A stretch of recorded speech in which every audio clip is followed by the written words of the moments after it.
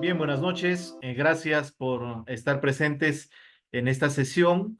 Es para mí un gusto poder compartir con ustedes este primer taller sobre el diplomado de contrataciones del Estado que vamos a iniciar la siguiente semana.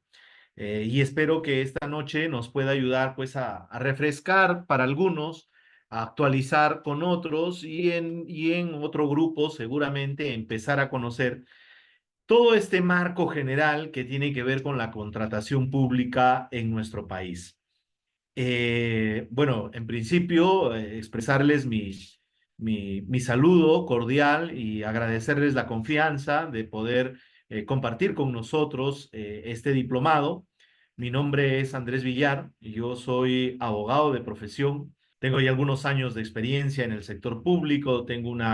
Soy maestro en ciencias en Derecho Penal y Criminología. Tengo el grado académico de doctor en Derecho. También soy egresado de la maestría de gestión pública de la UPC y estoy terminando un estudio de un programa de especialización para ejecutivos en Derecho Administrativo en la Universidad de San. Tengo algunos años de experiencia en el sector público. He tenido la oportunidad de ser asesor legal, director de asesoría jurídica en varios pliegos, es decir, en instituciones del Estado, tanto de plano local como de plano nacional. Y de la misma manera, también ejerzo la docencia universitaria tanto en pregrado como en posgrado, ¿no? Y va a ser un placer compartir estas semanas las actividades de este diplomado en contrataciones del Estado, que lo pretendo hacer bastante práctico y sobre todo vinculado a algunos casos prácticos que se nos van a presentar en la realidad y que van a demandar de nosotros una respuesta inmediata como gestores públicos o como asesores de algunas empresas privadas en las cuales tienen o desarrollan contratos con el Estado, ¿no? Desarrollan actividades que tienen que ver con el Estado.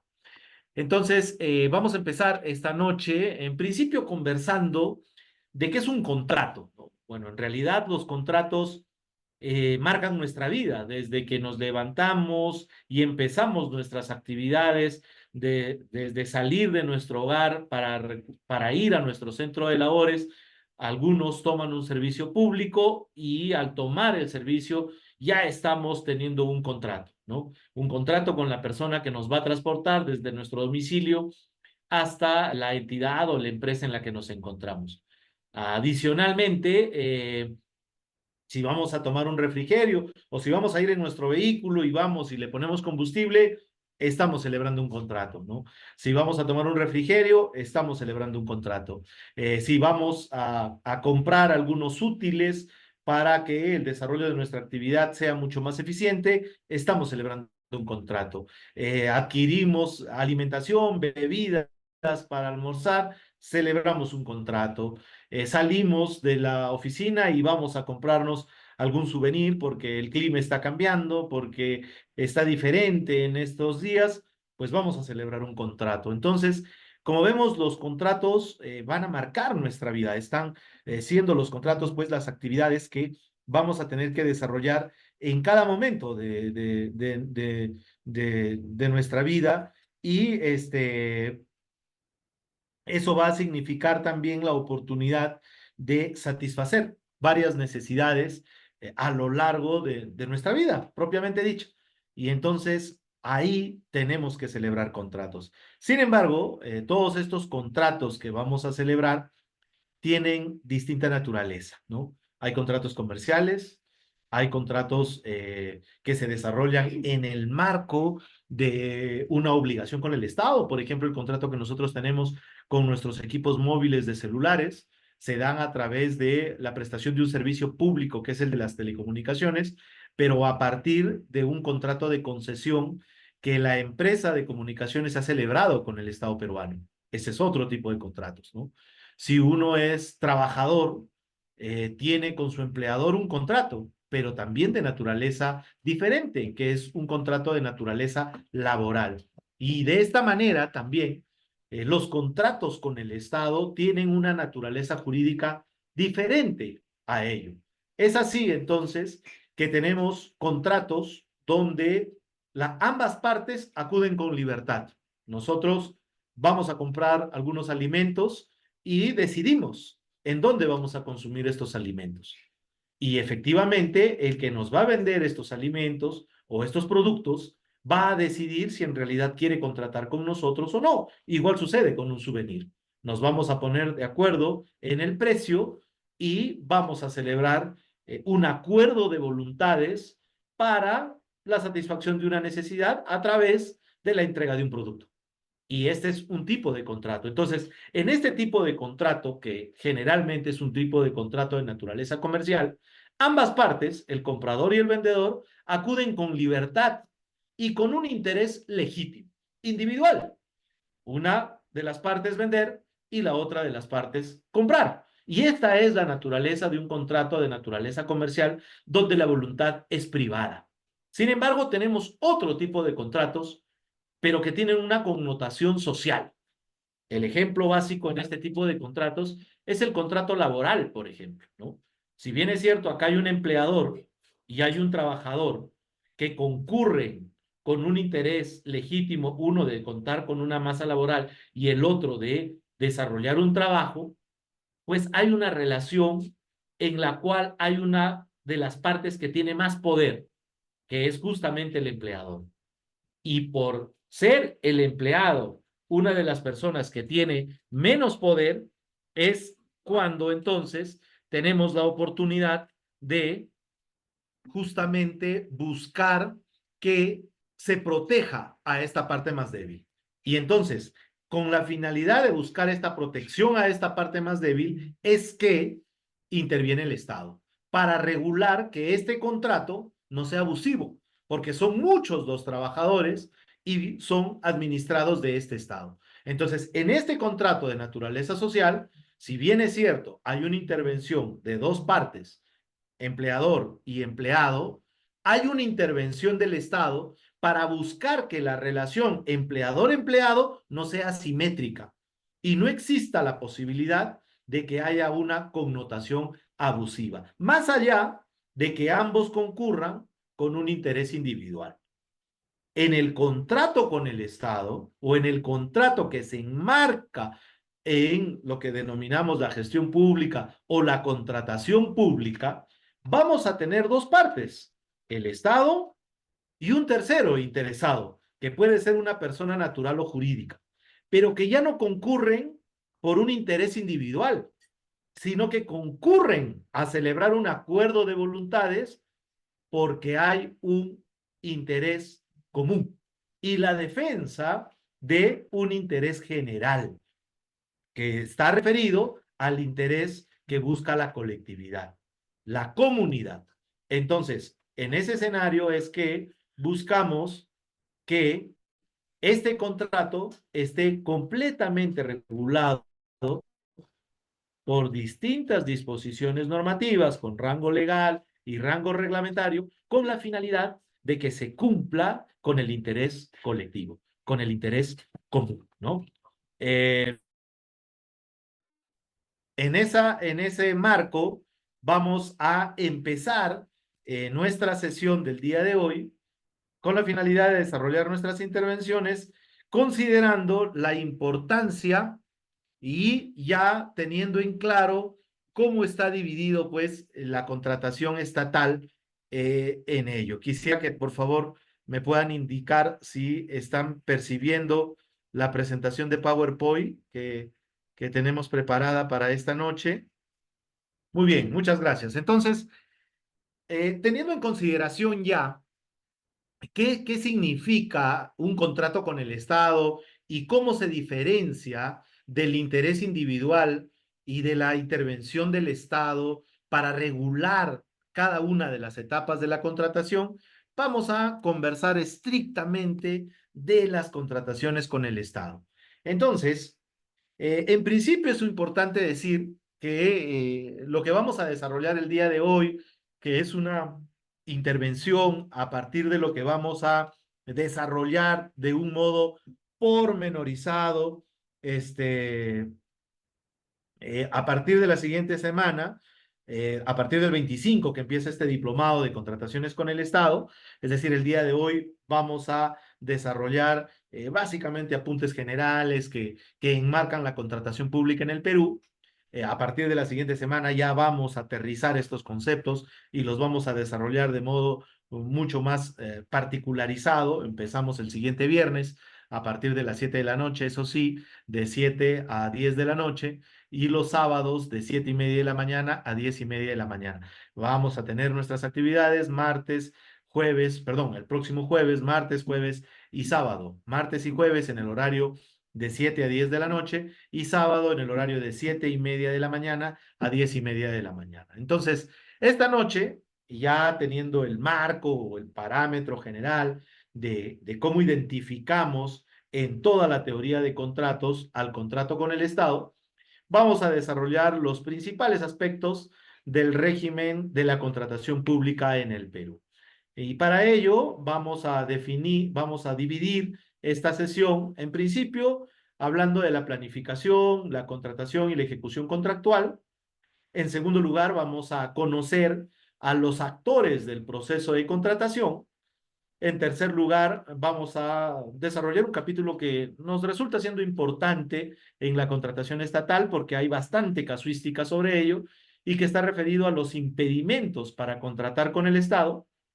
Y finalmente vamos a puntualizar algunas circunstancias que consideramos son importantes conocer de modo general en esto que hemos considerado como aspectos principales de la contratación pública en el Perú.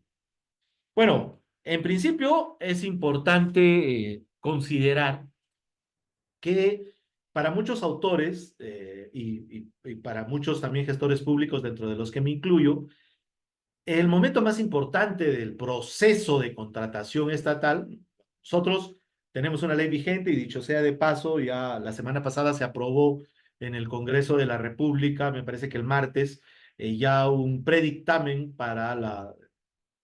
una nueva modificación de la ley de contrataciones con el Estado, lo que acarreará una nueva modificación del reglamento, pero que también significa ya el establecimiento de un sistema general de abastecimientos con una sola ley, ¿no? Que es, creo, algo positivo.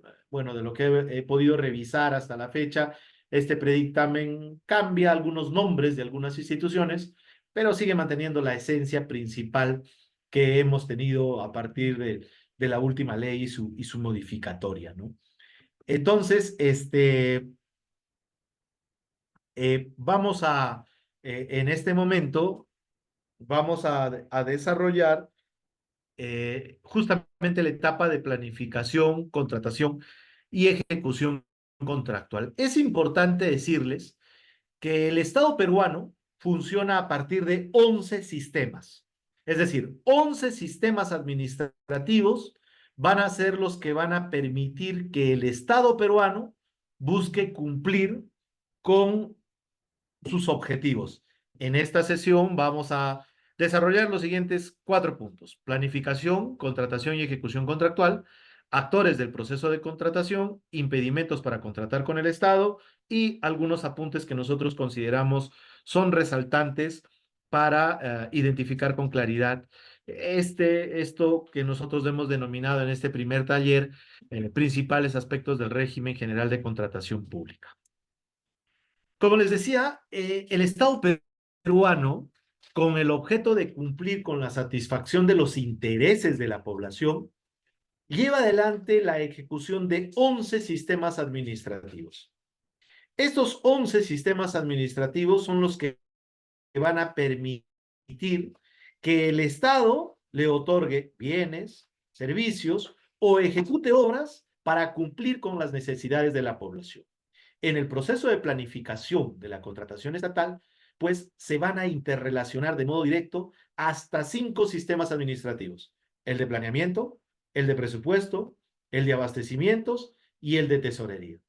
Es oportuno también referirles que el Estado peruano progresivamente y sobre todo en los últimos años, con el objetivo de cumplir con los presupuestos que le había establecido la OCDE para insertarse dentro de las economías más estables del mundo como un Estado fortalecido, ha ido modernizando o tratando de modernizar al Estado peruano. Y para ello ha estado introduciendo diversos conceptos que tienen como finalidad buscar que cada una de las actividades que va a desarrollar satisfagan de modo directo las necesidades de la población. La modernización justamente de estos 11 sistemas administrativos tiene que ver con ello, con la modernización del Estado en su conjunto. Entonces, lo que busca en la actualidad el Estado peruano es que las acciones, las actividades que va a desarrollar, no pues sean resultado de la iniciativa, en el mejor de los casos, de la feliz iniciativa de una autoridad, sino que respondan a un objetivo trazado en el mediano y en el largo plazo. Objetivos que además se interrelacionan con los objetivos sobre los cuales se ha puesto de acuerdo Naciones Unidas y que tiene que ver con la Agenda 2030, por ejemplo, ¿no?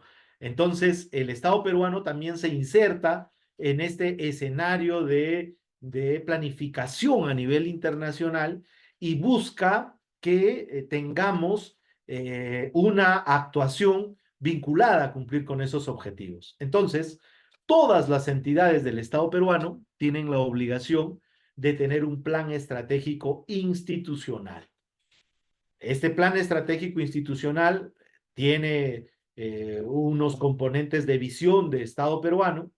Cada ministerio tiene un plan estratégico que es un plan sectorial y de la misma manera, los niveles de gobierno subnacional, que son los gobiernos regionales, tienen planes estratégicos de desarrollo concertado regional que involucra a los departamentos y los gobiernos locales, planes estratégicos de instancia distrital o provincial, de acuerdo a la competencia que desarrolle cada uno de estos niveles de gobierno. Entonces, en el Estado peruano tenemos 3 niveles de gobierno.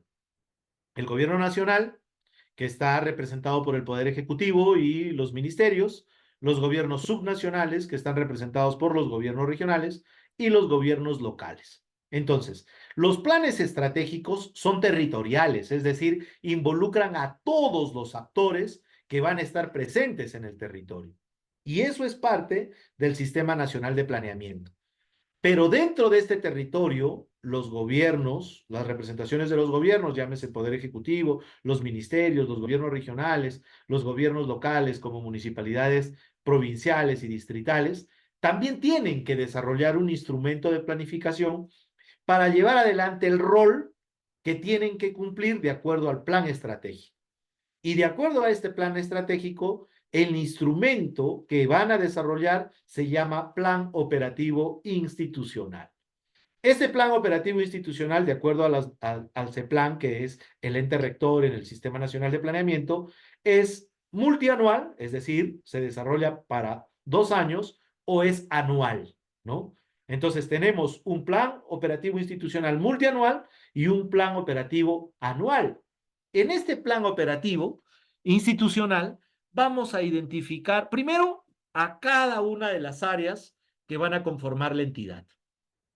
Cada una de estas áreas va a identificar cuáles son sus funciones, cuáles son sus competencias y qué necesita para cumplir con cada una de estas funciones y competencias. Recursos humanos, servicios, a lo mejor la ejecución de alguna obra, y todo esto se va a plasmar en un instrumento de planificación que se llama cuadro de necesidades. ¿Cuándo vamos a contratar un servicio? ¿Cuándo vamos a contratar un bien? ¿Cuándo vamos a requerir la ejecución de una obra? Eso se va a programar en un calendario, ¿no? Y vamos a decir, bueno, pues si para el mes de abril necesitamos que los trabajadores que prestan el servicio de limpieza pública cuenten con sus uniformes respectivos, pues necesitamos empezar el proceso de contratación en enero, dependiendo del monto. Y todas esas actividades las vamos a definir en un instrumento de planificación que se llama Plan Anual de Contrataciones. Es decir, nosotros tenemos objetivos institucionales que van a estar desarrollados en el plan operativo, en el plan estratégico institucional.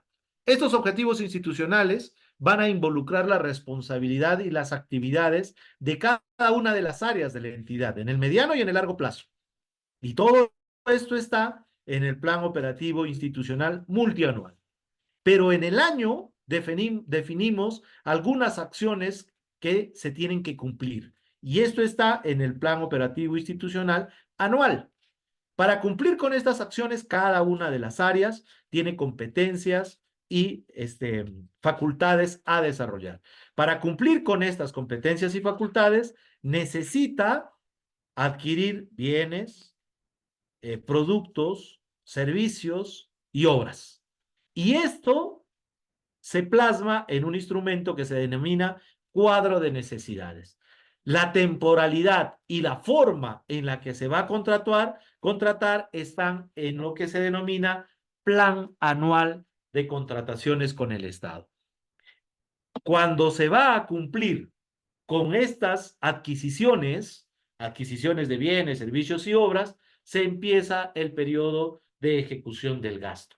Pero para que haya gasto, este cuadro de necesidades tiene que tener presupuesto para poder cumplir con satisfacer esa necesidad. Y ese presupuesto en el inicio del año se denomina presupuesto institucional de apertura, y con las modificaciones que se den a lo largo del año se va a cambiar de PIA a PIN, que es lo que seguramente muchos de ustedes han escuchado. Y deja de ser presupuesto institucional de apertura y se convierte en presupuesto institucional modificado.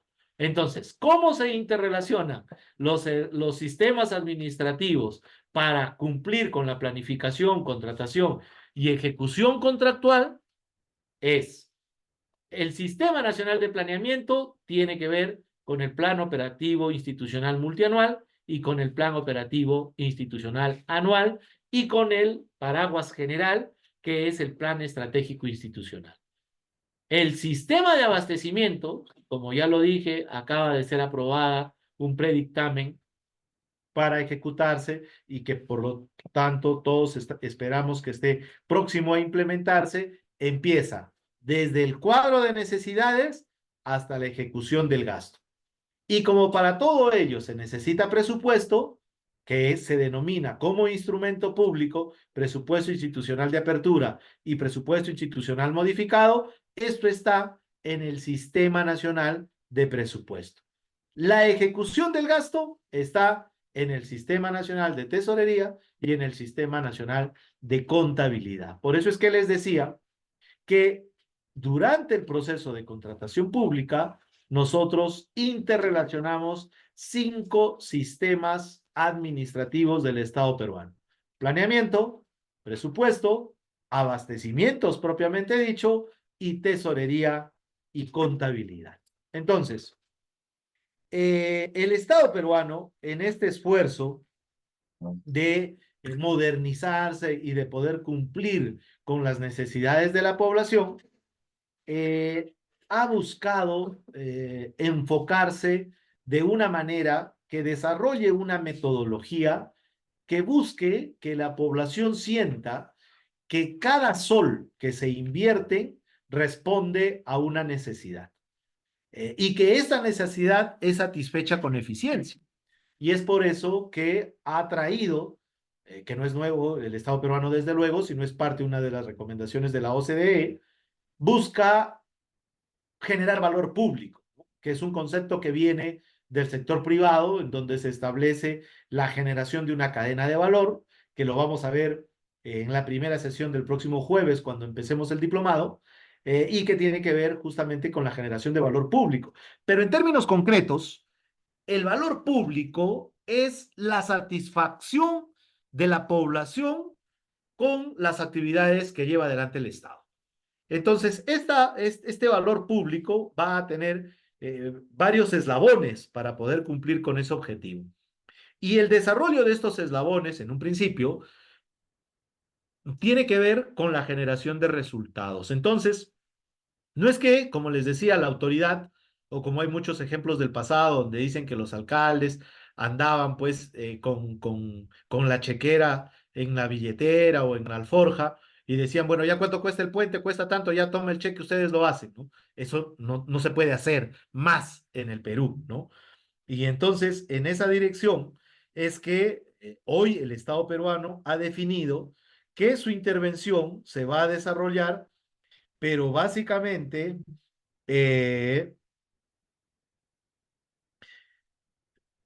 básicamente se va a desarrollar a partir de un procedimiento de identificación de necesidades. Para el Estado, todo es este, urgente y todo va a ser necesario también, ¿no? Vamos a ver cómo las entidades del Estado están llenas de personas, de vecinos, de usuarios que sienten que su necesidad es la más urgente, que su necesidad es la que tienen que atender de modo urgente. Sin embargo, nosotros conocemos de que en este abanico de circunstancias que se tiene, pues hay efectivamente circunstancias que son necesarias, pero hay unas que sí son urgentes. Entonces, para ello, tiene que haber un proceso de identificación de estas necesidades. ¿Y qué es eso? Responder a la pregunta, ¿qué se requiere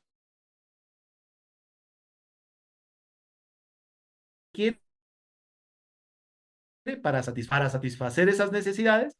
Entonces, cuando identificamos la necesidad y respondemos a la pregunta, ¿qué se requiere para satisfacer esas necesidades? Pues entonces estamos elaborando el cuadro de necesidades propiamente dicho, ¿no? ¿Y qué es el cuadro de necesidades? Pues el cuadro de necesidades propiamente dicho no es otra cosa que la identificación de bienes, servicios y obras que va a tener que llevar adelante la entidad para satisfacer las necesidades.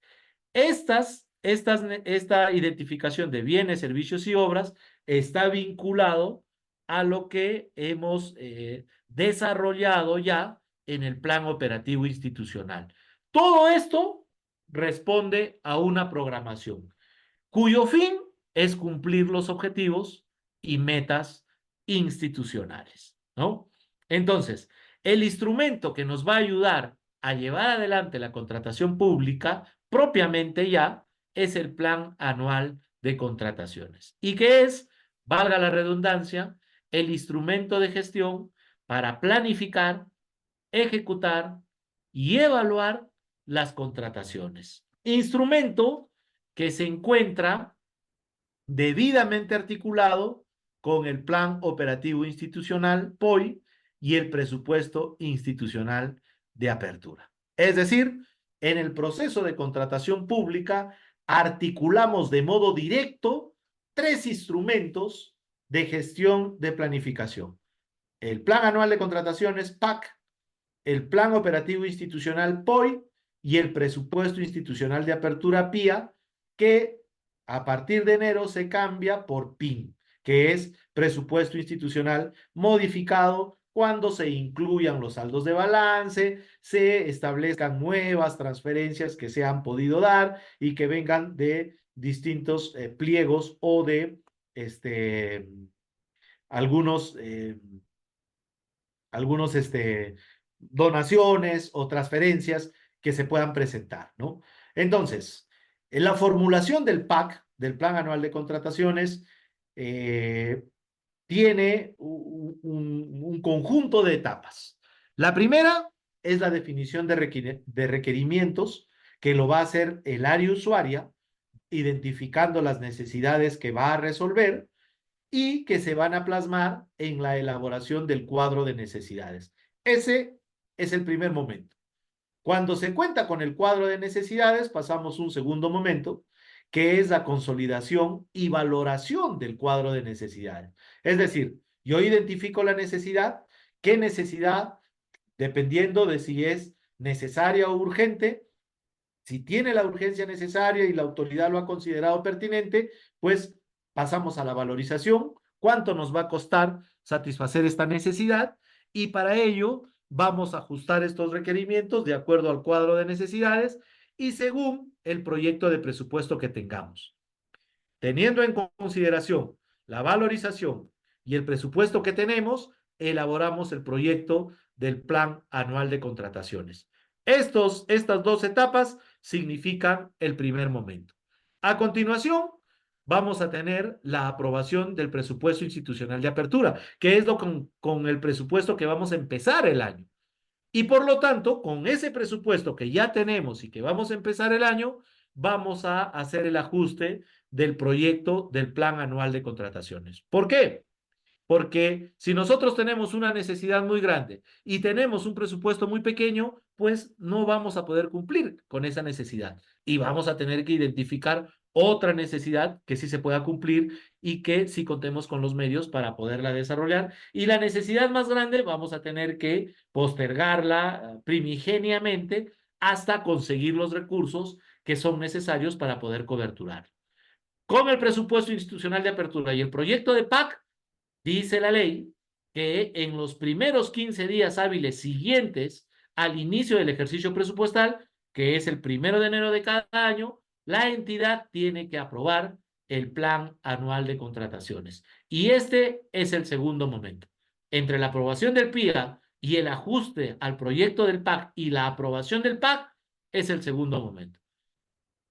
Con la aprobación del PAC, del Plan Anual de Contrataciones, se realiza entonces la publicación en el portal del SEACE, que es en la plataforma del Sistema de Contratación Pública en el Perú, adjuntando el documento de aprobación, que es una resolución, y a partir de ahí empieza su difusión. ¿Por qué?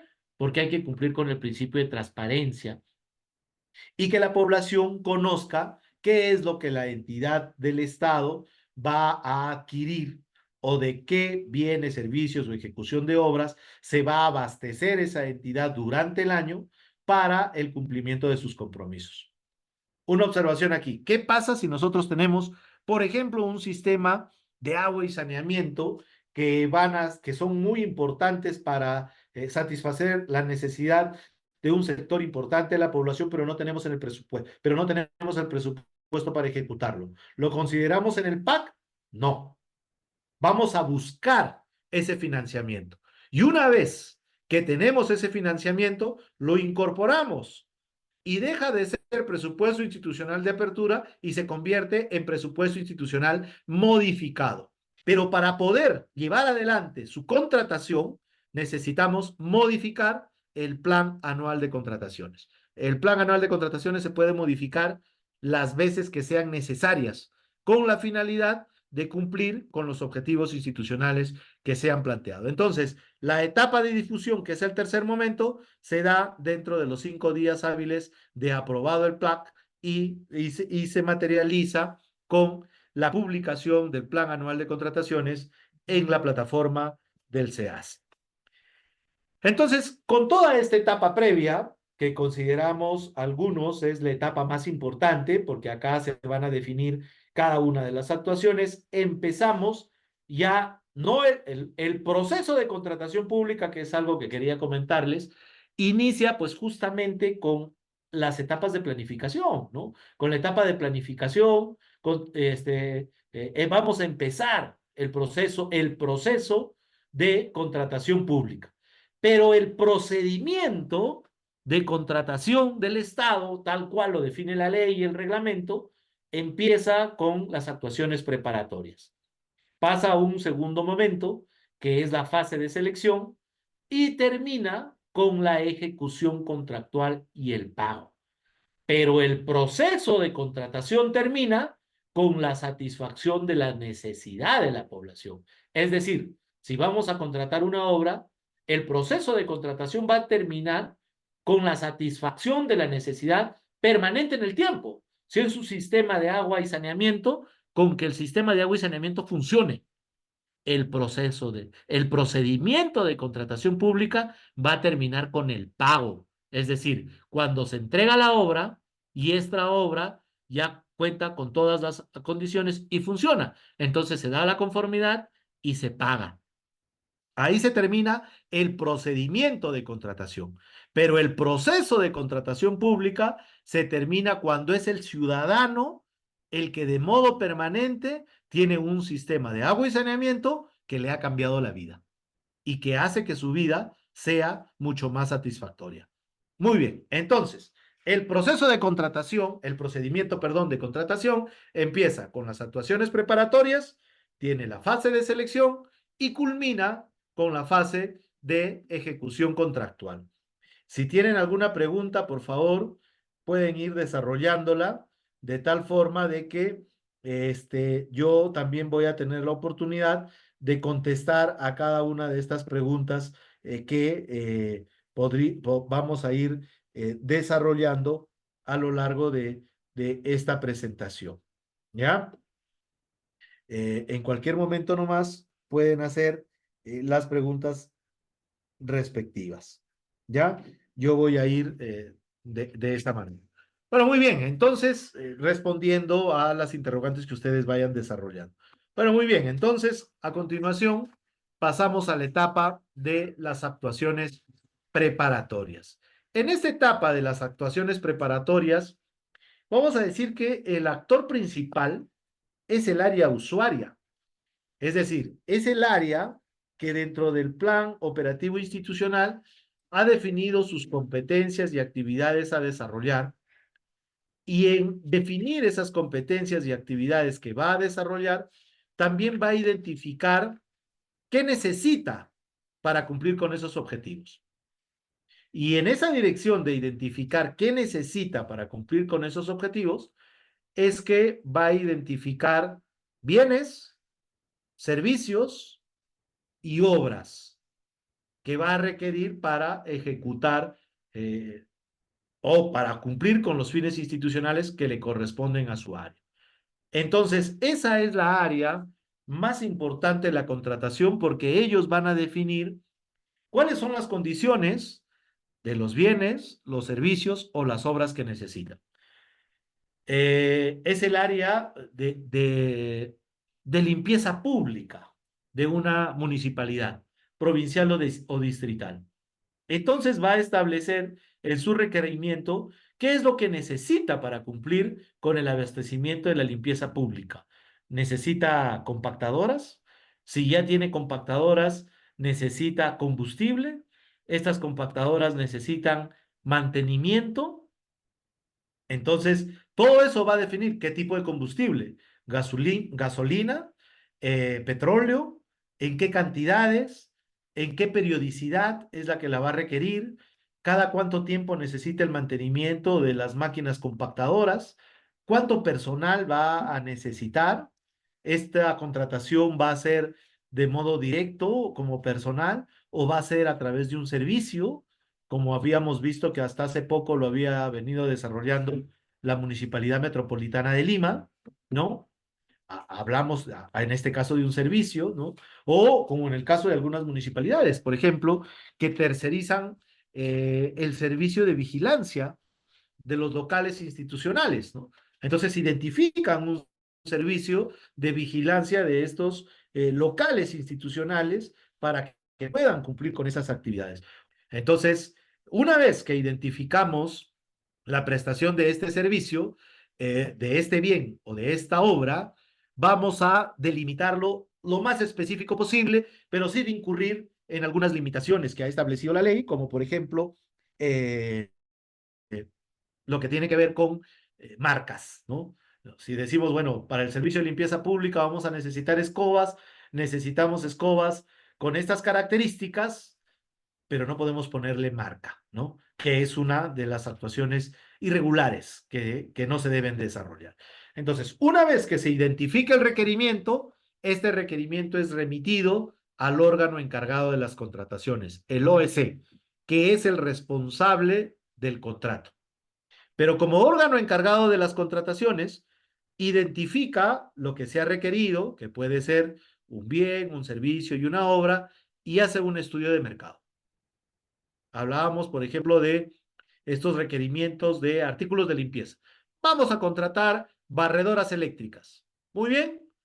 Le dice, órgano encargado de las contrataciones, necesitamos 20 barredoras eléctricas para el servicio de limpieza pública. Muy bien.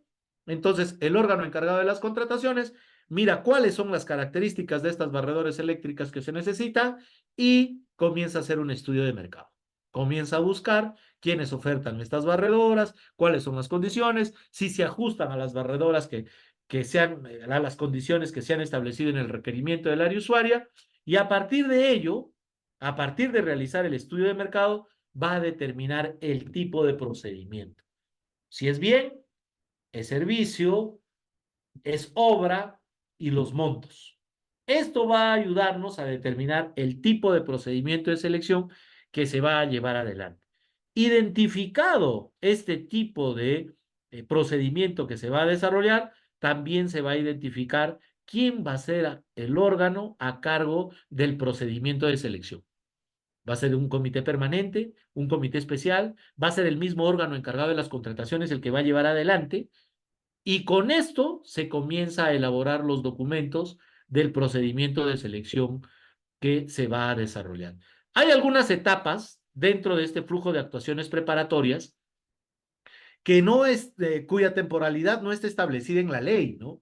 Como por ejemplo el plazo para la determinación y aprobación del expediente de contratación o la designación del comité de selección.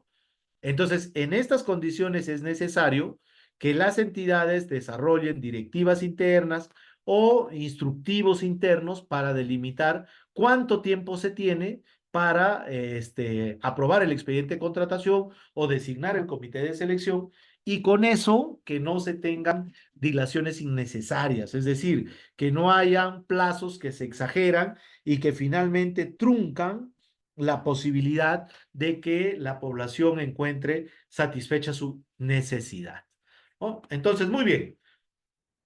Las actuaciones preparatorias son el requerimiento del área usuaria, el activismo del órgano encargado de las contrataciones, el estudio de mercado, la determinación del tipo de procedimiento, la designación del órgano a cargo del procedimiento de selección y la elaboración de los documentos iniciales del procedimiento de selección. En el Perú tenemos 7 tipos de contratos con el Estado, que justamente se derivan de los procedimientos que se van a desarrollar. Y tenemos procedimientos competitivos, es decir, procedimientos en los cuales se va a buscar que participen pluralidad de postores, pluralidad de personas naturales o jurídicas que se van a comprometer a desarrollar el, la provisión de bienes, la provisión de servicios o la ejecución de obras. Estos procesos competitivos pueden ser licitación pública de bienes u obras, concurso público de servicios en general, consultorías en general o consultorías de obras o servicios mixtos, y una modalidad que nos trajo la nueva ley, que es la adjudicación simplificada. Cuando estos procedimientos no son competitivos, es decir, no va a haber procedimiento de selección, hablamos de la contratación directa, o lo que la ley antigua decía, excepciones al proceso de contratación.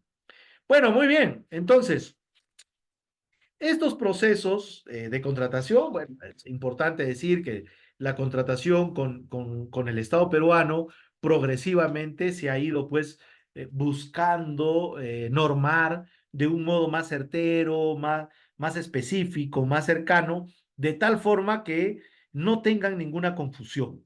Entonces, se ha establecido un paquete normativo a nivel legal y a nivel reglamentario de disposiciones que busquen ser lo más claras posibles para que se establezcan los mecanismos de contratación de bienes, servicios y obras con la mayor transparencia posible.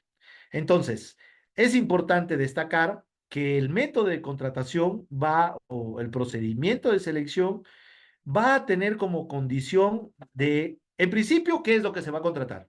Un bien, un servicio o la ejecución de una obra.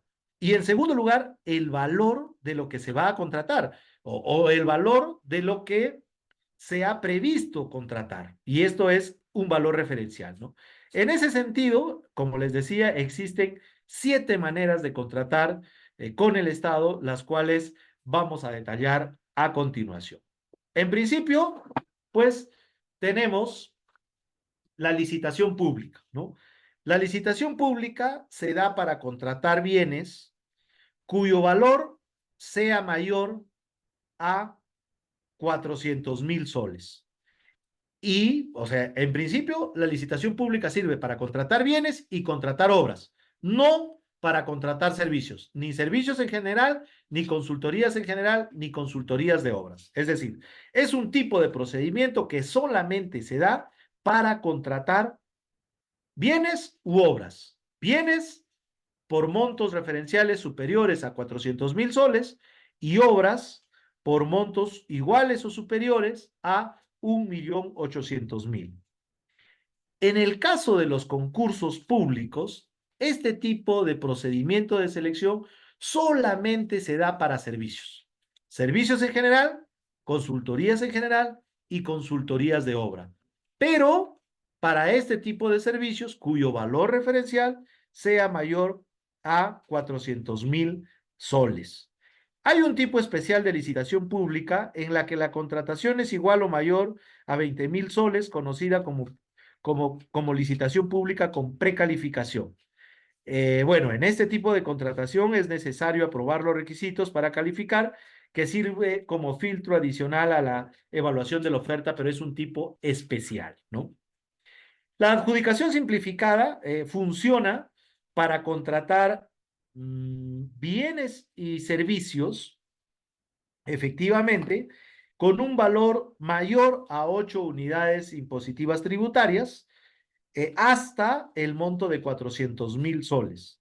Y en el caso de obras por montos superiores a 1,800,000 soles, siempre y cuando no sean servicios individuales de consultoría. Esta modalidad va a seguir las mismas reglas que el concurso público, pero tiene plazos más cortos con el fin de simplificar el proceso y se permite la presentación de ofertas en actos privados. Bueno, ahora ha cambiado el monto, la UIT ha subido y son 8 unidades el monto mínimo, ¿no? La selección de consultores individuales se usa para contratar servicios de consultoría que no requieren de un equipo adicional, ¿no? Por lo que la experiencia y las calificaciones del postulante individualmente, es decir, como persona natural, son los requisitos fundamentales. Y esto va desde 8 UITs hasta pero menor a 40,000 soles, ¿no? La ley permite utilizar este método también para las consultorías de obra. En el caso de la comparación de precios, es la forma más sencilla prevista en la contratación pública en el Perú. Como su nombre bien lo indica, la administración tiene tres cotizaciones y otorga al proyecto a la oferta con el precio más bajo. Es decir, todas las cotizaciones deben estar vinculadas a un proveedor que en principio tenga su registro nacional de proveedores, pero que además ya tenga una relativa experiencia en la prestación de este servicio y tienen que estar acompañadas de una declaración de no tener impedimentos para contratar con el Estado. Se emplea para contrataciones mayores a 8 UITs y menores a 60,750 soles y no aplica para las consultorías. La subasta inversa electrónica es una modalidad sencilla utilizada para contratar bienes y servicios que cuenten con una fecha técnica y formen parte del listado de bienes y servicios comunes, siempre que su monto sea mayor a 8 unidades impositivas tributarias, ¿no? Bueno, finalmente, ustedes dirán, bueno, usted ha hablado nos está hablando de una, dos, tres, cuatro, cinco y seis modalidades de procesos de selección. Licitación pública, concurso público, adjudicación simplificada, selección de consultores individuales, subasta inversa electrónica y comparación de precios. Pero usted nos ha dicho que son 7. Sí, efectivamente, porque tenemos una modalidad adicional que es la modalidad de la contratación directa, que no tiene que ver con las contrataciones que están exoneradas de la ley de contrataciones y son aquellas contrataciones que están por debajo de las 8 UITs, ¿no? Sino esta contratación directa es un tipo de contratación excepcional que establece el trato directo de una entidad con un proveedor, pero en casos determinados. Por ejemplo, el caso de una contratación de entidad a entidad. es decir, la contratación con una entidad pública. Otro supuesto de hecho es la contratación de emergencia ocasionada por catástrofes naturales o que afecten la seguridad nacional. Evidentemente, por esta propia situación que se presenta, que es excepcional, ¿no? Dado lo que tuvimos el año pasado, por ejemplo, la presencia del fenómeno Yaku, involucraba pues que la contratación tendría que ser inmediata, si no las consecuencias podrían ser muy nefastas para la población, ¿no? El caso de desabastecimiento comprobado que afecte las operaciones estatales, ¿no? Se ha presentado muchas veces, por ejemplo, en los programas alimenticios, no se cuenta con el producto para brindar alimentación y asistencia a una población vulnerable y es necesario pues contratarlo inmediatamente por este desabastecimiento para que la población no quede desprotegida en estas circunstancias, ¿no? Tenemos también el caso de las contrataciones con carácter secreto, que son aquellas contrataciones que también han traído muchos problemas a muchos ministros y que tienen que ver con estas contrataciones que son requeridas por las Fuerzas Armadas, la Policía Nacional o los servicios de inteligencia. Obviamente, si se establecen a través de un contrato público, pues justamente las organizaciones criminales podrían tomar conocimiento de las mismas y prepararse para estas actuaciones y por lo tanto las Fuerzas Armadas sustentan que tienen un carácter secreto, ¿no? Y son contrataciones directas también. Otra modalidad de contratación directa es aquella que se da cuando los bienes o servicios sean propiedad exclusiva de un proveedor único. Es el único que tiene el bien o servicio que se está requiriendo. No sé, vamos a refaccionar un monumento histórico, ¿no? Porque se va a desarrollar una actividad significativa y solamente tenemos un proveedor de un tipo de piedra de este monumento histórico, ¿no? Los servicios personalísimos prestados por personas naturales y que superen las 8 unidades impositivas tributarias. Se va a refaccionar un mural muy importante para la identidad de un determinado espacio. Solo una persona lo puede desarrollar. También se ha considerado una modalidad de contratación directa la publicidad estatal en medios de comunicación. Sin embargo, como ustedes se acordarán, se estableció pues la ley Mulder también, en la cual se han limitado la contratación de medios de comunicación por parte de las entidades del Estado, ¿no? Otra modalidad de contratación directa son los servicios de consultoría que vienen a continuar o actualizar un trabajo anterior realizado por un consultor individual, pero esta modalidad excepcional no aplica a consultorías de obras, ¿no? Otra modalidad de contratación directa es la contratación de bienes y servicios para la implementación y experimentación científico-tecnológica, ¿no?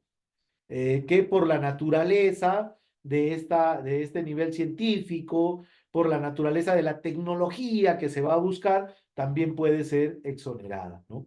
Y del procedimiento de selección respectivo y llevarse adelante a través de una contratación directa.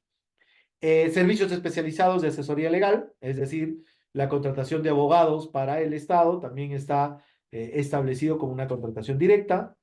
De la misma manera, la contratación para garantizar la continuidad urgente de un proyecto cuyo contrato anterior sea declarado nulo o no resuelto.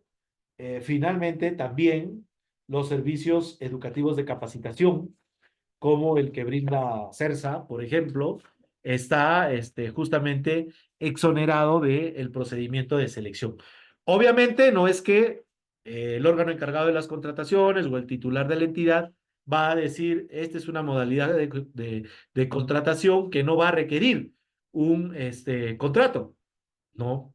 Y por lo tanto va a hacer una contratación directa. No, no, no. Se necesita un informe técnico y un informe legal que acredite que esta modalidad de contratación, que se va a salir excepcionalmente de lo que establezca la normatividad de contrataciones con el Estado, va a desarrollarse de modo directo. Bueno, entramos entonces a la siguiente etapa, que es la etapa ya de la ejecución contractual. Y se da a partir de un primer momento, que es el perfeccionamiento del contrato, y que se desarrolla con la presentación de todos los documentos que se van a requerir. Se desarrolla el procedimiento de selección, vamos a pasar por la etapa de convocatoria, la etapa de presentación de observaciones, ¿no? O la elevación de las mismas. Vamos a ir a la etapa de integración de las bases. Con las bases integradas tenemos la presentación de las ofertas. Con la presentación de las ofertas pasamos a la evaluación y calificación de estas ofertas y entramos a la buena pro. Se da la buena pro y se declara al ganador del procedimiento de selección. Una vez que se ha dado la buena pro, se van a tener que esperar 7 días, dependiendo del tipo de proceso de selección, para que esta buena pro pueda quedar consentida. Si es que queda consentida esta buena pro, es decir, no ha habido ninguna impugnación, no se ha producido ninguna apelación al procedimiento de selección, no hay no hay ninguna dificultad, este, vamos a entonces a entrar a la etapa de consentimiento de la buena pro. Esta etapa es un momento a partir del cual ya el que ha sido adjudicatario de la buena pro eh, recibe la misma. A partir de este momento, que no se ha producido ninguna impugnación y obviamente este consentimiento de la buena pro también se declara en la plataforma del SEACE, existe una declaración de la misma, se tiene 8 días hábiles para que el postor ganador presente los requisitos para el perfeccionamiento del contrato. ¿Y qué son estos requisitos? Pues los documentos con los cuales él va a hacerse responsable de llevar adelante la ejecución contractual. Una vez que la entidad recibe estos documentos, tiene 3 días y bueno, y recibe los documentos y están todos los documentos que son necesarios. La entidad tiene 3 días para suscribir el contrato o emitir la notificación de la orden de compra o servicio para la ejecución de la misma. Pero ¿qué pasa si el postor ganador o el postor adjudicatario de la buena pro no presenta todos los documentos necesarios? Entonces, ahí tenemos otro procedimiento. Primera etapa, se consiente la buena pro. 8 días para que el postor ganador presente los requisitos para el perfeccionamiento del contrato. La entidad tiene hasta 3 días hábiles para revisar estos documentos. Si la entidad identifica que los documentos no se han presentado, lo notifica con las observaciones al postor. Y el postor tiene hasta 5 días hábiles para subsanar estas observaciones que la entidad está identificando. Luego de que el postor subsana las observaciones, ya no hay 3 días hábiles, sino un solo día hábil para suscribir el contrato o notificar la orden de compra o servicio. Es decir, de acuerdo a la normatividad que tenemos en el Estado peruano, el contrato tiene lo mismo que la orden de compra o la orden de servicio. Es decir, tiene la misma obligación. Pero ojo, cuando un postor que ha sido adjudicatario de la buena pro no solamente gana y se obliga con todas las disposiciones que están en el contrato o que se asumen en la orden de servicio, también tiene inmersa todas las obligaciones de los documentos que contienen el contrato. Y esos documentos que contienen el contrato son las bases integradas y la oferta del postor ganador. Entonces, puede ser el caso, y se han presentado situaciones, por ejemplo, donde el contrato te pide un determinado equipo. Vamos a decir, nosotros requerimos un microscopio con unas determinadas condiciones, pero el postor oferta más allá de esas condiciones, el postor ganador. Pero cuando va a entregar el bien, el postor ganador dice, oye, un ratito, yo estoy entregando el bien que estaba en los términos de referencia, en las bases integradas y que la entidad requirió. No, el postor ganador tiene que entregar el equipo que él ofertó, porque su oferta, a través de la cual se le ha declarado como ganador y se le ha otorgado la buena pro, es también parte del documento que lo contiene. Por eso es que para evitar todas estas dificultades es importante que siempre se celebre un contrato, ¿no? Que siempre se tenga un contrato y no solamente se cuente con la buena pro, que es perdón, y no solamente se encuentre con la orden de compra o la orden de servicio, que va a detallar efectivamente qué es lo que se va a requerir en el bien o en el servicio, pero que siempre es necesario que se detallen, porque además en el contrato también se van a establecer las penalidades que se puedan desarrollar. Las penalidades por mora o las otras penalidades que la entidad pueda considerar necesarias, ¿no? Bueno, entonces, la vigencia del contrato, bueno, el contrato o la orden de compra o la orden de servicio, que es lo mismo, la orden de compra o la orden de servicio es permitida de acuerdo al reglamento de la ley de contrataciones hasta un monto de 400.000 soles, dependiendo del tipo del proceso de selección. El plazo máximo de vigencia de un contrato es 3 ejercicios presupuestales. Eso significa que hasta 3 años puede durar desde el inicio del contrato, bueno, mejor dicho, puede involucrar hasta 3 ejercicios presupuestales. Esto significa 3 años desde el proceso de convocatoria, desde el proceso de selección, la adjudicación de la buena pro y la celebración del contrato. ¿Cuándo se culmina el contrato? Con el pago. Y el pago se da a partir de la entrega de los bienes, la ejecución del servicio, la recepción de la obra. ¿Y cuándo vamos a tener la certeza de que se entregaron los bienes que se necesitaban abastecer? Con la conformidad de la entrega de los bienes. ¿Cuándo vamos a tener la certeza de que se prestó el servicio adecuadamente? Con la conformidad del servicio. ¿Cuándo vamos a tener que la certeza de que se tuvo la obra que se requirió? Con el acta de recepción de la obra. Entonces, a partir de la formalización del contrato, se puede tener hasta 3 ejercicios presupuestales para culminar con el mismo. Es importante también hacer notar que los plazos del procedimiento de selección son en días hábiles, pero el cómputo de plazos de la vigencia del contrato se da en días calendarios. Puede existir la posibilidad de que existan servicios o la entrega de bienes en menos de 30 días. Podríamos hablar de días hábiles. Más de 30 días son días calendarios, entonces. Bueno, el contrato y los documentos que lo contienen resultan siendo, de modo general y en la definición general, obligación entre las partes, ¿no? Todo contrato es una obligación entre las partes. Pero ¿pueden existir modificaciones al contrato? Pues la respuesta es sí. Y básicamente estas modificaciones al contrato se dan por ampliaciones, por adicionales o reducciones o por acuerdos convencionales entre las partes. ¿Por qué tienen denominaciones diferentes, no? Las ampliaciones se van a dar porque son un derecho del contratista. O sea, la persona natural o jurídica que primero se interesó en el proceso de selección y que presentó una propuesta se denomina postor. Cuando ya ganó la buena, se adjudicó la buena pro y lleva adelante el ejercicio de sus actividades, ya pasa de ser postor y se denomina contratista. Entonces, un derecho del contratista es pedir que se te amplíe el plazo. ¿Por qué? Porque ha habido circunstancias extrínsecas a la voluntad del contratista que han modificado la ruta contractual, la ruta crítica de ejecución del contrato.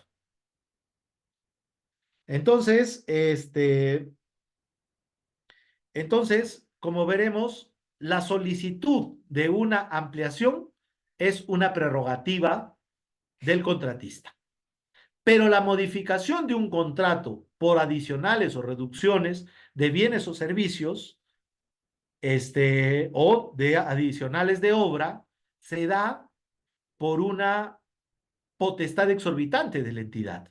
Porque la entidad lo que busca es que se cumpla con con la prestación de un determinado servicio. Y si para ello te tiene que dar un adicional, pues lo hace. Y eso no es impugnable. Entonces es una potestad exorbitante de la entidad. Y si dice, bueno, ya esto no es necesario para cumplir con el objetivo de la contratación, pues va a producir una reducción de los bienes. Y por lo tanto, eso tampoco es impugnable. Lo que sí puedes impugnar es el monto de la adicional o la reducción. Entonces, como vemos, este es un escenario en el cual hay una potestad exorbitante de la administración pública para concederte o no el procedimiento de selección, ¿no? Perdón, para concederte o no el adicional o la reducción. Y en ese caso, pues efectivamente hablamos de esta potestad que solamente tiene la administración pública o las entidades de la administración pública.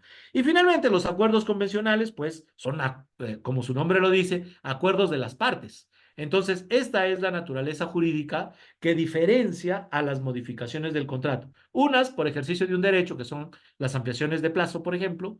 Dos, que es el ejercicio de una potestad exorbitante del Estado, que son los adicionales y las reducciones. Y tres, los acuerdos convencionales, que finalmente son un acuerdo de voluntades. Vamos a empezar conversando respecto a los adicionales y reducciones en bienes, servicios, consultorías, ¿no? El límite máximo es el 25% del monto contractual original. Es decir, tú puedes dar uno adicional o puedes reducir el monto del contrato hasta un punto del 25%.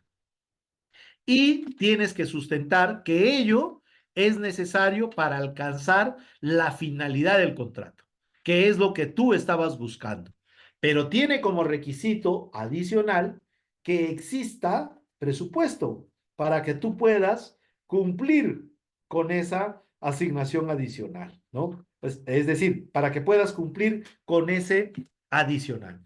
En el caso de adicionales de obra, el contratista debe aumentar de forma proporcional las garantías, o también en el caso de, en realidad en caso de los adicionales, tanto en obras, en bienes o en servicios. Si es que hay una garantía para conceder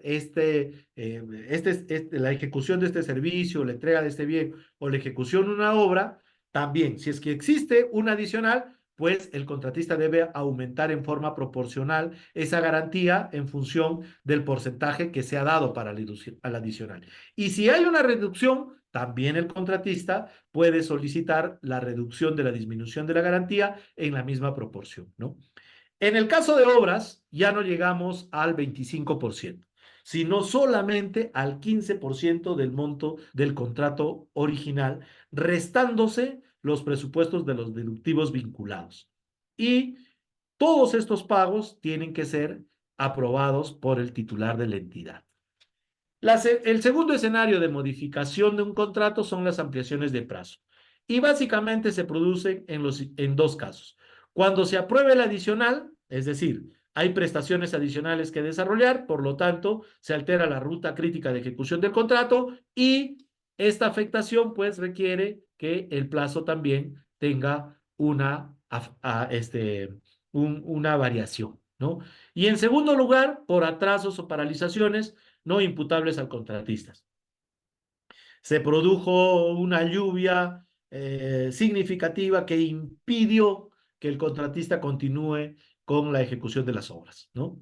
Entonces, este es un hecho fortuito, un hecho de fuerza mayor que va a alterar la ejecución de la ruta crítica del contrato y por lo tanto hay que otorgarle una ampliación del plazo.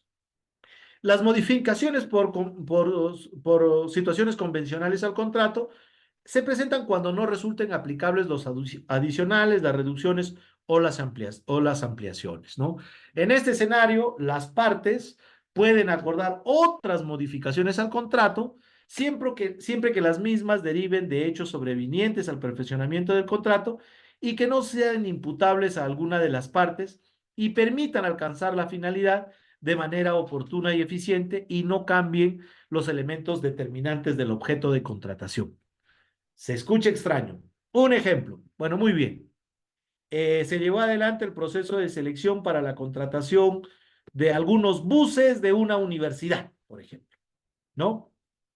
Entonces, la entidad va a buscar que este bus tenga todas las condiciones necesarias y para ello ha hecho un requerimiento. Y el requerimiento lo hace, por ejemplo, en el año 2024 hace su requerimiento en el mes de mayo del año 2024, el 16 de mayo. Buses para los estudiantes de una universidad pública. Pide un bus con un tipo de tecnología que considera esa área es la que se necesita. Hasta que se desarrollan las actuaciones preparatorias, se elaboran las bases, se hace el estudio de mercado. Estamos en la primera semana del mes de junio del presente año. Se identifica y se dice, bueno, muy bien, este bus lo van a tener que traer de otro país. Entonces, el adjudicatario va a tener un plazo de entrega de 3 meses. Se lleva adelante la convocatoria, licitación pública para la adquisición de los buses o del bus. Dura 2 meses, pero esta licitación tiene elevación de observaciones porque se dice que hay algunos requisitos que no son los adecuados y podrían tener tecnología inadecuada, entonces se eleva, esto extiende el proceso, nos vamos a 2 meses y medio, hay algunas impugnaciones, llegamos a 3 meses y ya estamos agosto, septiembre, octubre. En octubre se da la buena pro, se impugna, vienen los resultados en el mes de noviembre, en el mes de noviembre ya finalmente se da la buena pro. Como hay 3 o 4 meses para entregar al bus, pasamos a enero, febrero y marzo. Y resulta que el bus que habíamos requerido en su contratación ya no existe en el mercado porque se agotó, cambió de año y ese bus ya no está en el mercado. Entonces el contratista que ha sido adjudicatario de la Buena Pro dice, bueno, entidad, universidad, ese bus ya no existe el bus 2023, yo te ofrezco el bus 2024. No va a haber variación de precio, la tecnología es más actualizada, las condiciones han mejorado con relación al bus 2023. ¿Se ponen de acuerdo las partes? Esa es una modificación convencional al contrato, por ejemplo, ¿no? Bueno, todo contrato va a involucrar algunas garantías. Básicamente, los tipos de garantías son tres: garantías de fiel cumplimiento, garantías de fiel cumplimiento por prestaciones accesorias, que es lo que veíamos hace un momento, y las garantías por adelanto. Las características de las garantías es que son incondicionales, solidarias, irrevocables y se realizan de modo automático. Pueden ser a través de carta fianza o a través de una póliza de caución. Entramos al siguiente punto: los actores del proceso de contratación. En los gobiernos locales, fácil identificar el alcalde distrital o provincial; en los gobiernos regionales, los gobernadores regionales; en el ejecutivo, los ministros; el presidente de la República, ¿no? Entonces, el principal actor, el titular de la entidad, es el principal actor. Luego del titular de la entidad viene el área usuaria. Básicamente, cuatro son los actores del proceso de selección: el titular de la entidad, el área usuaria, el OEC, que es el órgano encargado de las contrataciones, y el comité de selección. El área usuaria las áreas usuarias vienen a ser las dependencias cuyas necesidades pretenden ser atendidas con determinada contratación o que, dada su especialidad y funciones, canalizan los requerimientos formulados por otras dependencias, que colabora y participa en la planificación de las contrataciones y realiza la verificación técnica de las contrataciones efectuadas a su requerimiento para su conformidad. El órgano encargado de las contrataciones es el órgano o unidad orgánica que se llama abastecimientos, logística, área técnica, que realiza las actividades relativas a la gestión del abastecimiento de la entidad, incluida la gestión administrativa de los contratos. Bueno, la ley de contrataciones con el Estado ha establecido taxativamente que el área responsable de la contratación es el OEC, el órgano encargado de las contrataciones.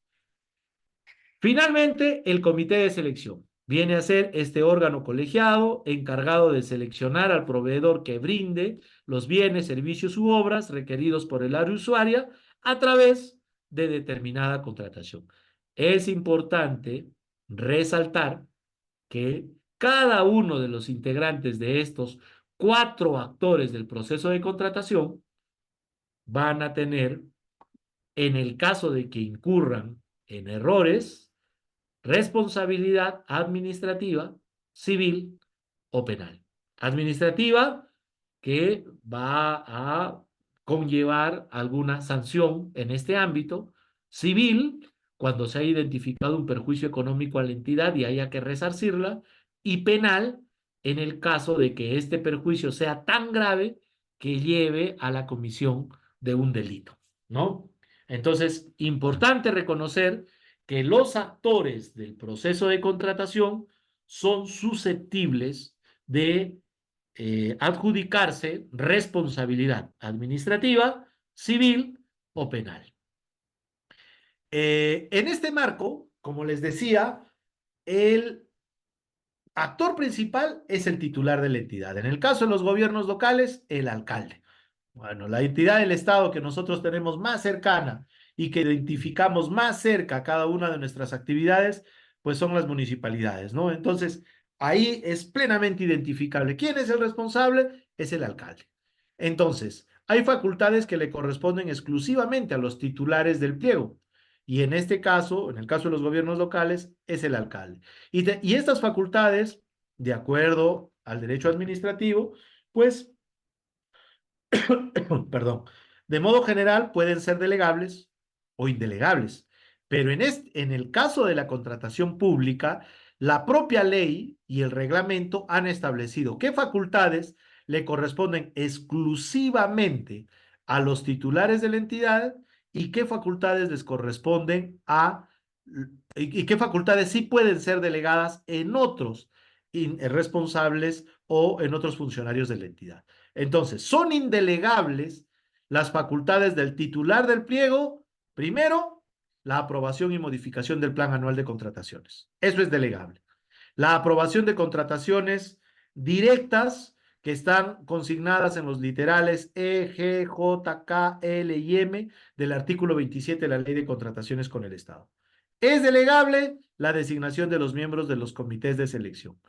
Es delegable la aprobación del expediente de contratación. Es también delegable la resolución de los recursos de apelación que los tenga que resolver la propia entidad. Y es delegable la autorización de prestaciones adicionales de obra delegada al siguiente nivel de decisión, ¿no? Pero es indelegable la declaración de nulidad de oficio de alguna de las etapas del procedimiento de selección. Es indelegable la aprobación de contrataciones directas referidas a los supuestos de literal A, contratación entidad por entidad B, literal B, situación de emergencia, literal C, situación de desabastecimiento, literal D, contratación de secreto por el Ministerio de Defensa, la policía o los servicios de inteligencia, F, H e I de el artículo 27 de la Ley de Contrataciones con el Estado.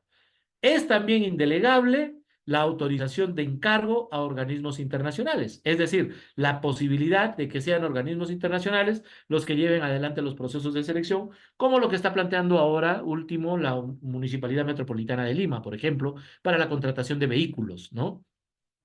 La aprobación de las modificaciones contractuales, dicho sea de paso, la Municipalidad Metropolitana de Lima plantea la adquisición de vehículos, pero a través de una modalidad de servicios. O sea, aparentemente diríamos que estos son bienes, pero la municipalidad lo plantea a una suerte de servicios que puedan ser reemplazables en determinados tiempos, o por lo menos eso es lo que yo he podido percibir de una entrevista que ha dado el alcalde López Aliaga respecto a la adquisición de motos en estricto, ¿no? Es indelegable también la aprobación de la modalidad de concurso-oferta y es indelegable también la aprobación, modificación o exclusión de fichas de homologación. Impedimentos para contratar. Bueno, los impedimentos para contratar es algo importante resaltar. Básicamente está en los titulares y se establece que estos titulares están impedidos de contratar hasta 12 meses después de haber dejado el cargo en el ámbito de su competencia. Es decir, si es alcalde o regidor en el ámbito distrital, pues él no puede contratar con ninguna entidad que esté dentro de su territorio distrital hasta 12 meses después de haber dejado el cargo. Si es provincial, en toda la provincia. Si es consejero o gobernador regional, en toda la región. Si es congresista, la pregunta está ahí. Si es congresista, ¿cuál es su ámbito? Un congresista elegido en el departamento de Cajamarca.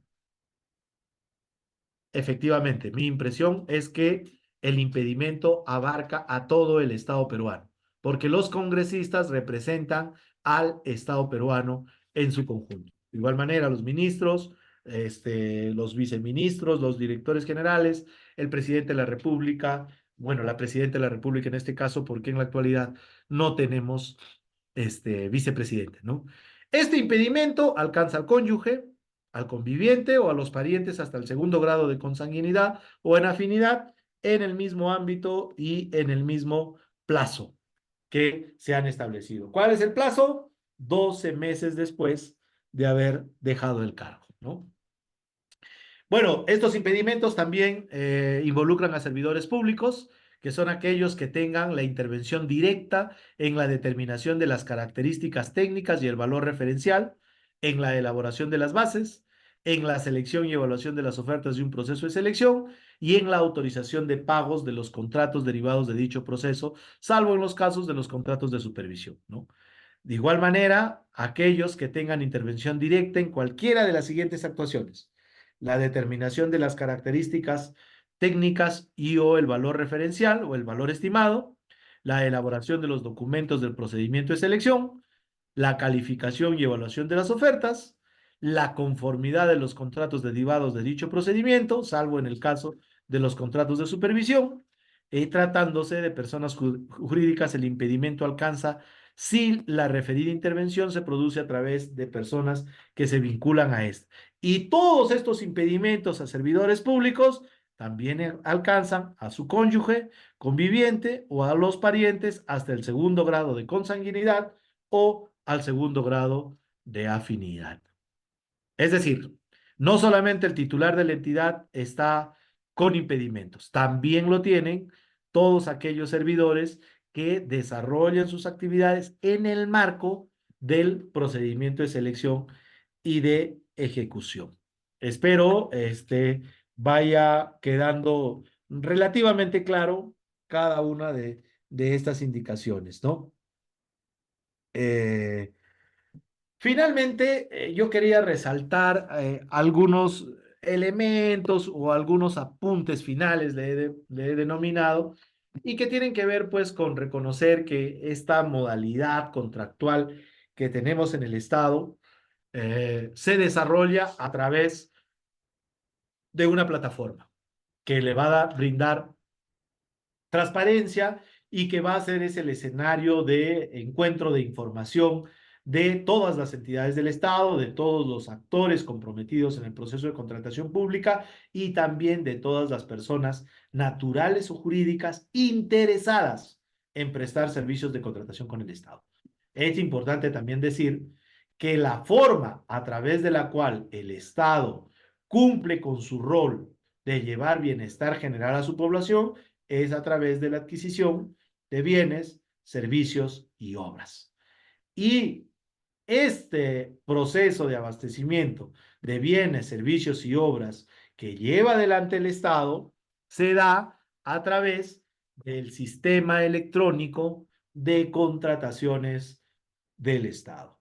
Entonces, las entidades están obligadas a registrar en el SEACE todos los documentos vinculados a las contrataciones que realicen independientemente que sujeten al ámbito de aplicación de la ley su cuantía o su fuente de financiamiento. Es decir, toda actividad vinculada al abastecimiento de bienes, servicios y obras, todas las entidades del Estado tienen la obligación de colgar la información, valga la redundancia, en la plataforma del SEAS. Entonces, este instrumento virtual, electrónico, va a ser el instrumento que nos va a permitir a todos los ciudadanos peruanos hacer un seguimiento de cómo nuestras entidades públicas están en principio planificando, porque ya lo hemos dicho que el plan anual de contrataciones se cuelga en la plataforma del SEACE, y cómo se van ejecutando cada una de las actuaciones para el abastecimiento de bienes, servicios y obras, ¿no? Es importante también decirles de que todas aquellas personas naturales o jurídicas que están interesadas en prestarle un servicio al Estado, y como ya lo dijimos hace algunos minutos, tienen que tener un registro nacional de proveedores vigente, ¿no? Entonces, los proveedores de bienes, de servicios, ejecutores de obras y consultores de obras deben contar con una inscripción vigente en este registro, que es el Registro Nacional de Proveedores, cuyo trámite es virtual también y que hay que cumplir con algunos requisitos para poder obtener la certificación necesaria para ser consultores en general, consultores de obra, proveedores de bienes, proveedores de servicio o ejecutores de obra. ¿Hay algún momento, podría surgir la pregunta, en que se pierde la vigencia del Registro Nacional de Proveedor? Sí, en el momento de que puedas tener una sanción, por ejemplo, ¿no? Y ahí surge una pregunta, ¿qué pasa si algún proveedor tiene vigente su Registro Nacional de Proveedor y se adjudica una buena pro? Se consiente la buena pro y se celebra el contrato y se comienza a ejecutar las obligaciones de este contrato y es sancionado por el organismo de supervisor de contrataciones con el Estado y por lo tanto pierde su registro nacional de proveedores. ¿Qué ocurre? Separa, separa la prestación del servicio, separa la provisión de bienes, separa la ejecución de la obra, la población se queda sin ese servicio, sin ese bien, sin la ejecución de esa obra. ¿Qué opinan? Sí, muy bien, muy bien. Va a primar el interés general. Y como va a primar el interés general, vamos a necesitar que la población satisfaga su necesidad. Entonces, la normatividad, el reglamento ha establecido que la entidad resolver el contrato, puede resolver el contrato, pero va a evaluar si es que esa es la condición en la que se encuentra. Si es que es necesario resolver el contrato, a lo mejor le falta un 20% para culminar el contrato, los bienes que se van a requerir son urgentes, son medicinas, tienen que ver con alimentos de la población, el servicio ya está en un 95%, entonces lo va a concluir. Pero tiene que responder a esa necesidad, tiene que responder documentadamente a través de un informe técnico y un informe legal a que resolver el contrato podría ocasionar un mayor perjuicio a la entidad que continuar con la prestación del mismo. Pero acá tenemos que tener en consideración que esta pérdida de vigencia del Registro Nacional de Proveedores tiene que darse en la etapa de ejecución contractual, porque si se da en la etapa del proceso de selección, pues es eliminado, evidentemente, ¿no?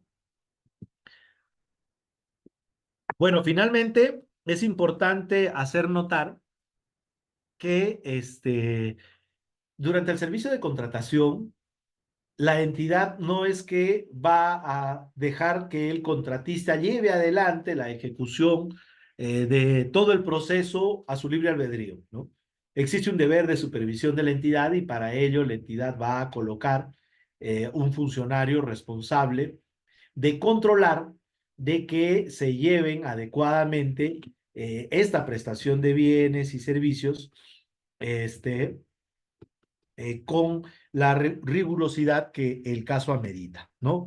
Entonces, esta presentación que se va a tener que dar, por ejemplo, de bienes, va a tener que contar con un supervisor que verifique que sean los bienes que se han requerido. Igual en el servicio, va a tener que haber alguien que se identifique, que identifique que lo que se ha querido contratar se esté prestando.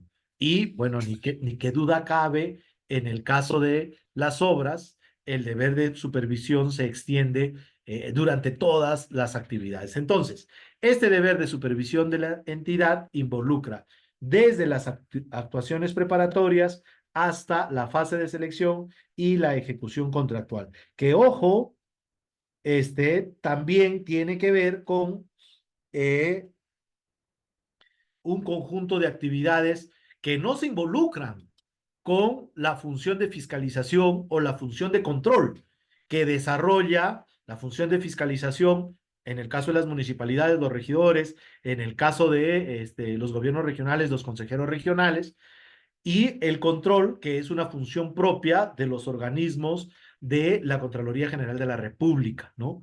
A nivel descentralizado a través de de las oficinas descentralizadas de control y en las entidades de los órganos de control institucional, ¿no? Este deber de supervisión es diferente a las actividades de fiscalización o a las actividades de control que tienen su propia normatividad, que responden a un sistema diferente, a un sistema administrativo diferente, que es el sistema de administración de gestión de las contrataciones estatales. Bueno, no olvidar que en el sistema de contratación pública es un requisito bajo sanción de nulidad contar con certificación de crédito presupuestario para convocar a un procedimiento de selección. ¿Qué significa eso? Que si vamos a requerir el abastecimiento de un servicio o un bien o una obra, tenemos que tener presupuesto para ello.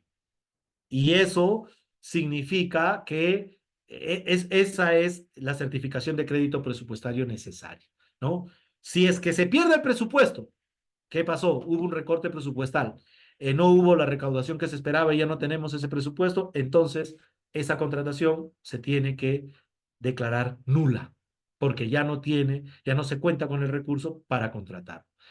Es importante también hacer notar que en los procedimientos de selección cuya convocatoria se realice dentro del último trimestre del año fiscal, el otorgamiento de la buena pro y su suscripción del contrato se realice el siguiente año fiscal, ¿no? Y para esto sí no se va a necesitar una certificación de crédito presupuestal, sino solamente una previsión presupuestal. Es decir, se va a prever que esta obra o este servicio o estos bienes se van a adquirir con presupuesto del siguiente ejercicio presupuestal. Porque hay que recordar y tener claridad que el presupuesto público es un instrumento cuya vigencia es anual. Claro, ustedes dirán, pero ¿y el presupuesto que no se gasta? Muy bien. Ese es un saldo de balance que se incorpora en el siguiente presupuesto, pero que ya no existe. Es decir, el presupuesto del año 2023, el presupuesto público del año 2023 existió desde el 1 de enero del año 2023 hasta hasta el 31 de diciembre del año 2023. El 1 de enero del año 2024 ya tenemos un presupuesto institucional de apertura del año 2024. El presupuesto del 2023 ya no existe. O sea, no es que la obra o la actividad pasa con su presupuesto del 2023 al 2024. Eso no es así, técnicamente. Que el saldo de balance, es decir, lo que no se gastó en el 2023, se considere en el año 2024 a través de su incorporación como presupuesto institucional modificado, eso es otra cosa, pero ya no es presupuesto 2023, es presupuesto 2024, el presupuesto que corresponde al año 2024.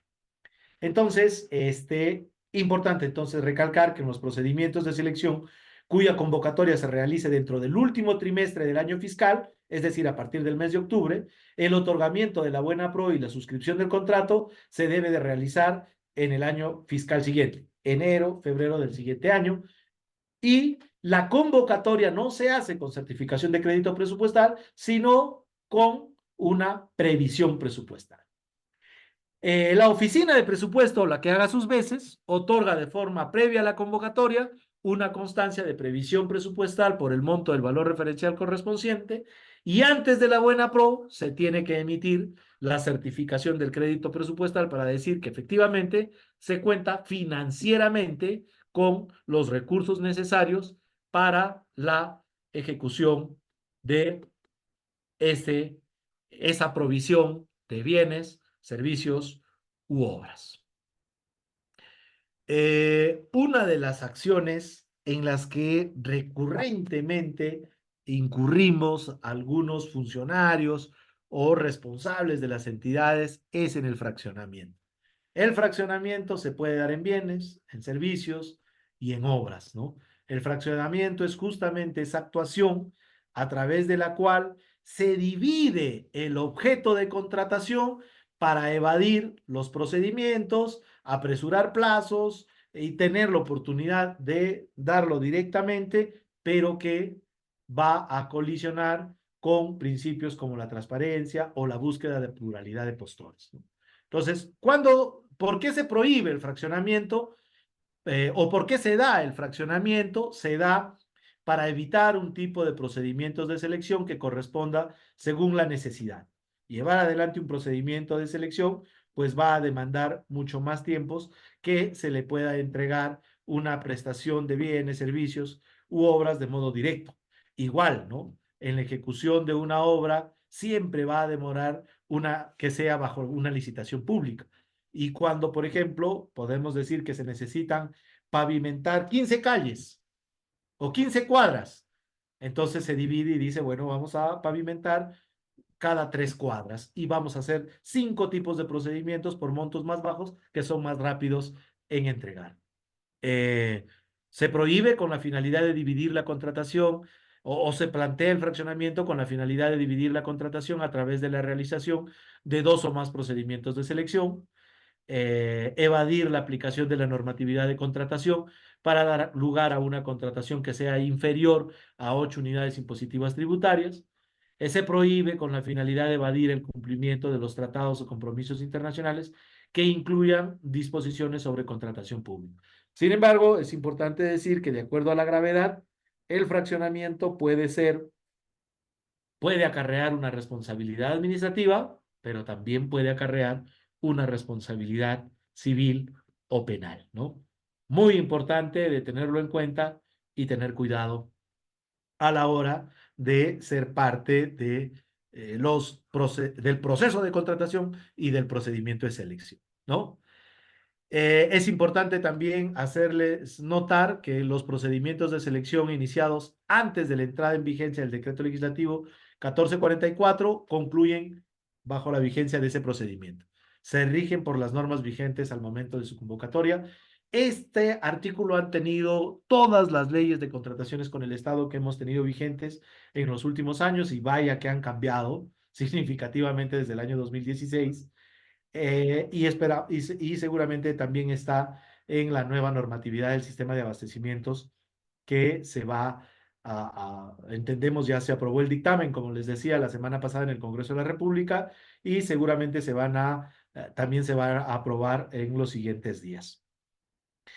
Bueno, si no tienen alguna consulta, yo les agradezco por haberme escuchado esta noche, por haber compartido con nosotros esta noche. Y finalmente, pues quisiera decirles que para nosotros en CERSA va a ser un gusto poder compartir con ustedes este diplomado en vivo, 100% online, que vamos a desarrollar sobre la contratación pública en el Perú, basado en la Ley de Contrataciones con el Estado y su reglamento. Si es que es aprobada la modificación, pues sobre la marcha vamos a comenzar a discutir estas modificatorias. Vamos a iniciar este diplomado el 25 de mayo. Van a ser 14 sesiones las que vamos a desarrollar, y vamos a tener una certificación por más de 250 horas académicas, ¿no? Se pueden inscribir al WhatsApp número o directamente en la página de CERSA, que es la empresa que está desarrollando estas actividades. El diplomado va a ser bastante práctico. Vamos a comentar desde el proceso, vamos a empezar hablando del proceso de modernización en el Estado y cómo se inserta este nuevo sistema de abastecimiento público en este proceso. Y vamos a irnos hasta la ejecución de obras con el Estado, con casos prácticos, con situaciones, acontecimientos que se presentan en la vida real y que vamos a poder compartir. Y de la misma manera, esperamos que ustedes nos puedan dar, pues, sus comentarios respecto a lo que viven también en cada una de sus entidades respecto a la contratación pública en el Perú. Y a partir de ello, pues, compartir también conocimientos, hacer un feedback que nos permita a todos retroalimentar lo que ya vivimos en el día a día. Muchas gracias. Han sido ustedes muy amables. Los esperamos pues este 25 en el inicio de el diplomado en vivo 100% online, Ley de Contrataciones del Estado y su reglamento 2024. Han sido muy amables. Muchas gracias.